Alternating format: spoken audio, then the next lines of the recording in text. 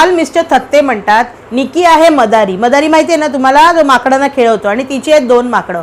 एक माकड गेलाय बाहेर, ते जाऊ दे, गेलं ते गेलं. आता माकड म्हणजे कोण, कोणाला अपेक्षित आहे हा शब्द, तर अभिजित. मला हे बिलकुल मान्य नाही. हे बघा, आई वडील आपल्याला देव देतो, आपण आपल्या हातात नसतं चूज करणं, पण मित्र आपण चूज करतो. निकीला त्याच्यामध्ये मित्रासारख्या क्वालिटीज दिसल्या, पहिल्यापासून त्यांच्यात अटॅचमेंट होती. त्याच्यात असा अर्थ नाही की निकी मदारी आणि तो तिचा माकड आहे. आणि अभिजित तर या पद्धतीचा बिलकुल नाही आहे.